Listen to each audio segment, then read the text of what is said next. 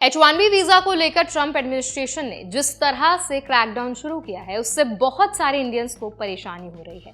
कई लोग इसे अपने अमेरिकन ड्रीम पर सीधा खतरा मान रहे हैं।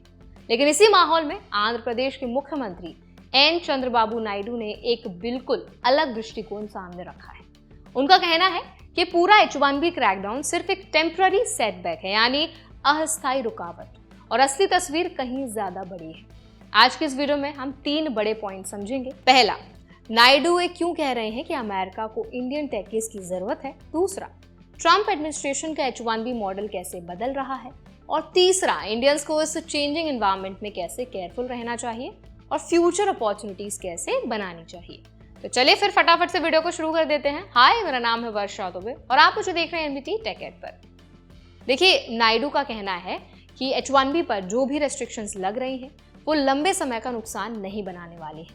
उनका तर्क बेहद सिंपल है। अमेरिका की टेक इंडस्ट्री आज कॉस्ट इफेक्टिव और हाई परफॉर्मिंग इंडियन टैलेंट पर बहुत हद तक डिपेंडेंट है। US citizenship and immigration services के डेटा भी इस बात को साबित करते हैं कि पिछले कई सालों से H1B प्रोग्राम में एशियंस का डोमिनेंस रहा है और इसमें सबसे बड़ा हिस्सा इंडियंस का है।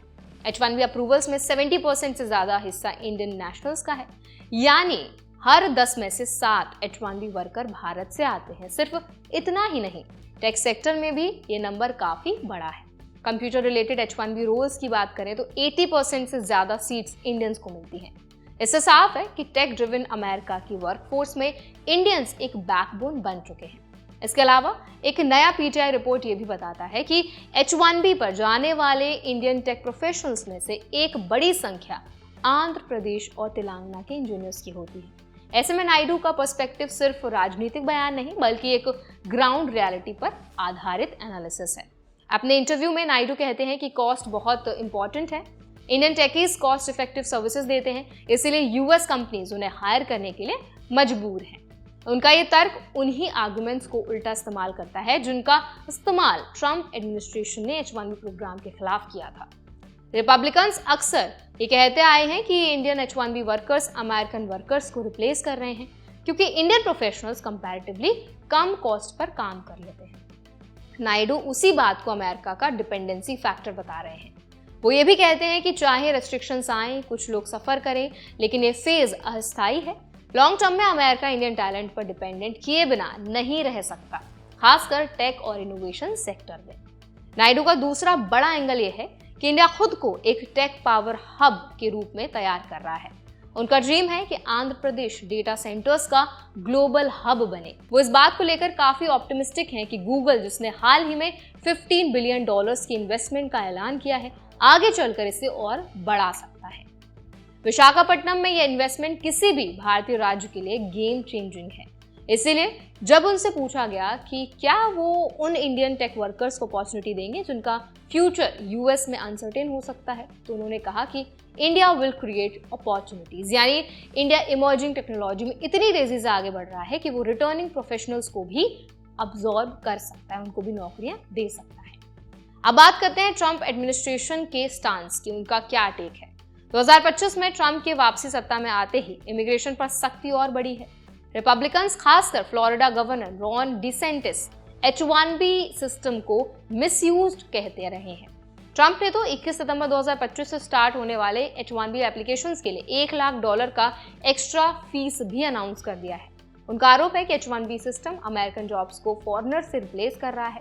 दूसरा, ट्रंप प्रशासन में फेडरल अथॉरिटीज खुद H1B को फ्रॉड, अब्यूज और स्कैम जैसे शब्दों से डिस्क्राइब कर रहे हैं। उनके अनुसार ये सिस्टम अमेरिकन जॉब्स को कमजोर करता है और एम्प्लॉयर्स कॉस्ट सेविंग के लिए फॉरेन वर्कर्स को हायर करते हैं।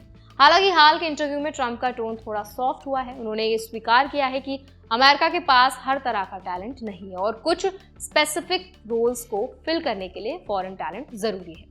यानी वो भी जानते हैं कि US tech ecosystem Indian professionals के बिना सस्टेन नहीं कर सकता। अब सवाल है, इस पूरे माहौल में इंडियंस को क्या समझना जरूरी है। पहली बात, अगर आप यूएस में H1B की प्लानिंग कर रहे हैं तो अपने टेक स्किल्स को हाई डिमांड स्किल्स में अपग्रेड करना बहुत इंपॉर्टेंट है। ऑर्डिनरी स्किल्स पर फ्यूचर में कंपटीशन और भी बढ़ जाएगा। स्पेशलाइज्ड और नीश स्किल्स का डिमांड बहुत बढ़ रहा है। दूसरी बात, लीगल अवेयरनेस बहुत जरूरी है। H1B application, employer contract, offer letter, job role, rights और ऑब्लिगेशंस, इन सबको समझकर ही आगे बढ़े। कई बार लोग जानकारी के अभाव में गलत एम्प्लॉयर्स के साथ बाइंड हो जाते हैं, वहाँ काम करने लग जाते हैं। तीसरी बात, अगर आप यूएस में हैं तो वीज़ा रूल्स में होने वाले चेंजेस को एक्टिवली फॉलो करें। New fees, new policies, eligibility rules, सभी का सीधा असर आपके फ्यूचर पर होगा। और चौथी बात, इंडिया में टेक सेक्टर तेजी से ग्रो कर रहा है। Cloud, AI, data center, cyber security, robotics, इन एरियाज में अपॉर्चुनिटीज बढ़ रही हैं। रिटर्न प्लान्स या हाइब्रिड अपॉर्चुनिटीज को भी ध्यान में रखें। एट लास्ट, नायडू का पूरा मैसेज यही है कि H-1B रेस्ट्रिक्शंस कोई परमानेंट बैरियर नहीं, बल्कि बदलते हुए ग्लोबल टेक लैंडस्केप का एक हिस्सा है। अमेरिका को इंडियन टैलेंट की जरूरत आगे भी रहेगी, लेकिन इसी के साथ इंडिया खुद भी टेक पावर हाउस बन रहा है। इसीलिए इंडियन प्रोफेशनल्स के लिए अपॉर्चुनिटीज दोनों जगह मौजूद हैं, यूएस भी और इंडिया भी। तो आई होप ये वीडियो आपके लिए हेल्पफुल रहा होगा, थोड़ा राहत लेकर आया होगा, क्योंकि अगर मिनिस्टर से इतनी बड़ी बात आती है तो कहीं ना कहीं लोगों के मन में एक रिलीफ आ ही जाता है। अगर वीडियो आपको अच्छा लगा तो वीडियो को लाइक करें, शेयर करें। ऐसे और भी अपडेट्स के लिए, वीडियोस के लिए, इन्फॉर्मेशन के लिए हमारा चैनल NBD Tech Ed को भी जरूर सब्सक्राइब करें।